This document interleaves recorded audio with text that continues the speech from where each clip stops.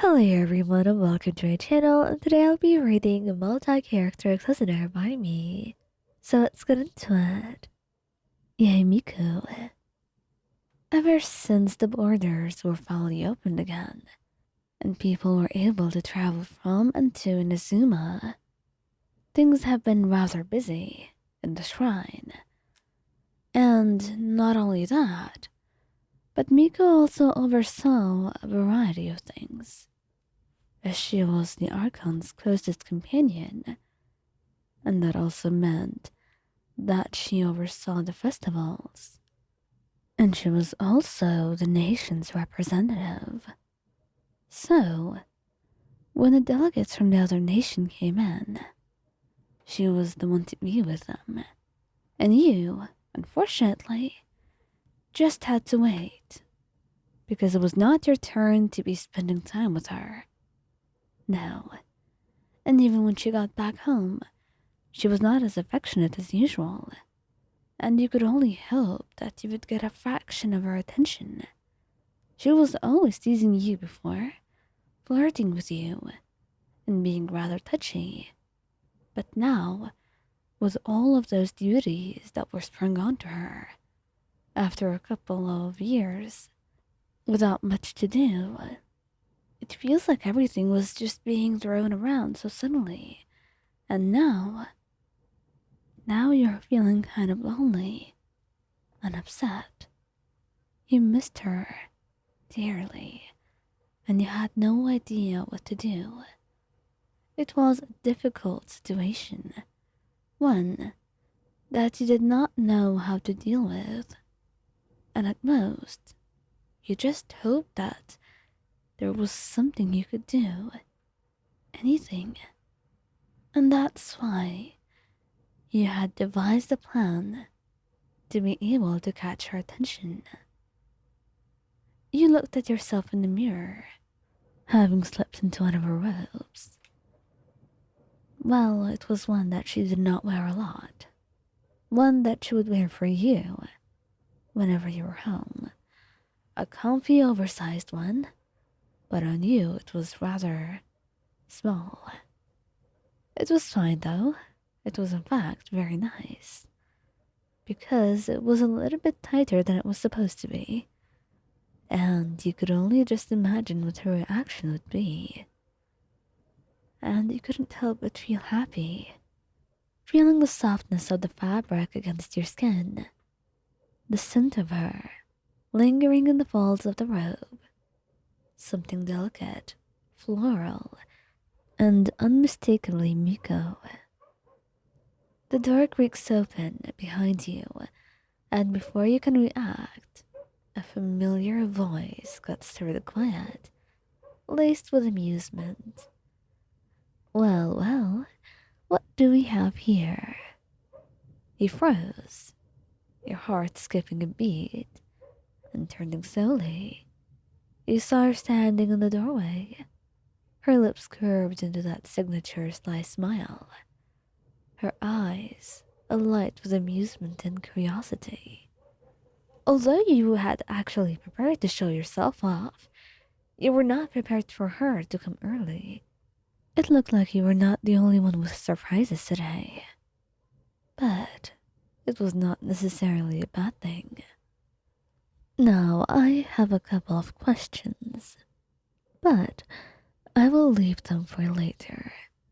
It appears we have much more pressing matters, she says, walking over to you, and the heat rushes to your cheeks from the way she looks at you. You feel a little silly there, with the way her gaze feels like it's dissecting every inch of your being. I thought I'd try something new. Do you mind? May raised an eyebrow, clearly entertained by your flustered state. Mind?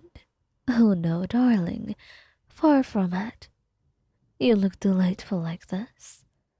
In fact, I might ask you to do this even more. She walks closer, the soft clink of her heels, the only sound in the room as she circles you.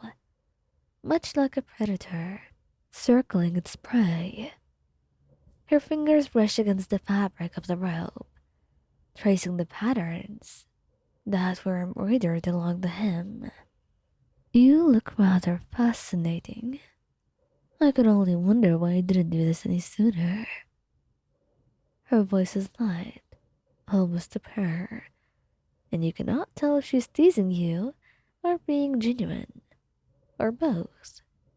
With Miko, it could be anything. She was not a predictable person, and it was part of why you loved her. You try to meet her gaze, but there is something about the way she looks at you, half playful, half predatory, that makes you feel subconscious. I just wanted to see how they'd look. I didn't mean to do anything unusual. Unusual? Well, it was, but I don't mind unusual. Not when I get to see you looking so beautiful. I'd accept anything from you right then. What matters here is the fact that there's an intent behind your actions. An intent? And what do you think it is? She caresses your cheek and leans her head to the side. Perhaps you wanted my attention, although I would always give it to you. But I know I've been rather busy, and I've been neglecting you. So it's no surprise that you have resorted to such extreme methods. He blushed brightly. She knew you weren't sneaky at all. Or maybe she was just too smart. Or both. You wouldn't really know. Her words made your heart race. Not just her words, but also from the way she's looking at you. Like you're the most interesting thing she's seen in her entire life. Well, what do you say about spending some time with me today? I'm finally free, and I even came early for you. She whispered, and you find yourself smiling, nodding. Yes, I I'd love that. That's wonderful, darling. She whispered, kissing your cheek, and it was all you could ever ask for. With her being so nice, and wrapping an arm around your waist, pulling you even closer, you knew that you would get all the attention that you would need. And getting into her robes was just the beginning of this plan, and you had no idea how it would end. But that's part of what kept it exciting. That's part of why I loved staying with her, because you would never know how things would end. Lisa. The library was a sacred space, a quiet outlet for those who sought to lose themselves in the books. And you knew Lisa would be there. You could only wait for her to come back home, knowing that when she was truly back, there would be a lot that you would want to show her. A lot that you would want her to know.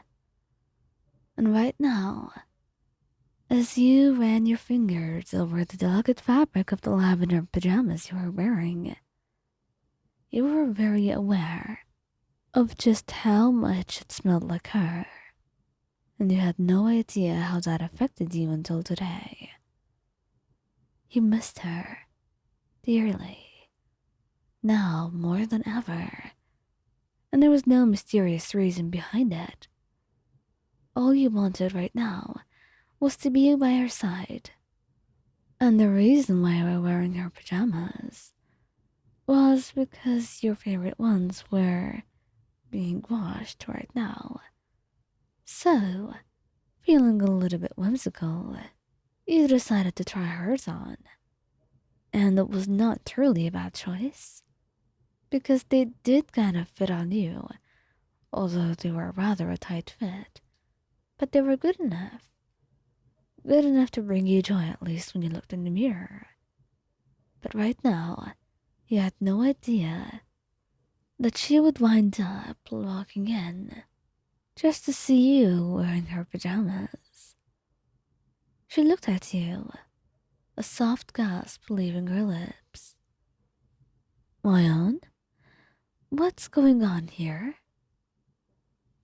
You looked at her, turning away from the mirror to stare straight at her, with your eyes wide and your mind empty of any words. You had no idea what to tell her. You were not even aware of what you should say because you were entirely unprepared. Welcome home, you say, feeling a little bit uncertain, and she chuckles. Thank you, sweetheart. Indeed, I am very welcome, dear, especially by that side. Now, would you tell me why you're wearing my pajamas? Um, I'm not sure I can answer that, he whispered, fidgeting, and she chuckles. Why can't you? Is the answer embarrassing? Well, it kind of is. It's a bit silly, to be honest. You can always tell me. I wouldn't tease you about it. She says, her voice smooth like honey and sweet, with a playful undertone, although you knew that she would never lie to you. If she promised not to tease you about one thing, she would fulfill that promise. However, you couldn't trust her not to tease you about the rest. I was painting, and I spilled paint over all my clothes, so I had to wash them, and I felt a little bit curious to try your clothes on. So that's what happened, really. You said, and she smiled. Oh, darling, I wouldn't tease you about that. That happens from time to time with anyone who paints. It is expected, you know. So there's no need to be ashamed. And you do look wonderful. It suits you, you know, she says, her voice warm and affectionate as she saunters closer. And her gaze on you is intense, filled with curiosity as she takes in the sight of you in her pajamas. There's something about you in her clothes that just makes her look at you differently, and it makes your heart beat faster. She's always been the kind of person who effortlessly commands attention, her charm intoxicating. But now, seeing her like this, completely and solidly focused on you, it feels completely overwhelming. I wasn't trying to do anything with this, I promise. Lisa tilted her head slightly, her smile deepening as she steps even closer. The scent of her perfume filling the space between you. Oh, sweetheart, you would never make me upset, so there's no need to look so guilty. You're always welcome to use my stuff, no matter what it may be. After all, I don't think there's anything more intimate. Not when you are already a resident of my heart, she says. And you have no idea how she can say such words, like it was not utterly life-changing, with the way her eyes looked at you, the way she moved, and the way her hands lingered on your skin. Are you really sure of what you're saying, Lisa? I'm quite certain. I wouldn't be saying anything I'm unsure of, so there's nothing for you to worry about. Alright, sweetheart? Alright. If you say so. And I do. Now, come on. I'll be waiting for you upstairs. Don't make me wait too long, she says, a teasing little to her voice, as she leaves and heads for her room. And you could only wonder what's truly on her mind.